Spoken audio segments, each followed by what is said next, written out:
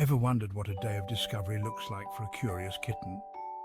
One sunny morning, Whiskers woke up to the chirping birds. She stretched and decided today was an adventure day. In the kitchen, Mama Cat asked, "Good morning, my curious kitten. Want some milk and fish?" Whiskers purred, "Yes, please." "But why do birds sing so happily?" Mama Cat explained. "Birds sing to greet the day and talk to each other." Off to the garden, Whiskers met Mr. Squirrel. "What are you doing?" she asked. "Gathering acorns for winter," he replied. Whiskers chased butterflies and climbed trees, learning from every creature.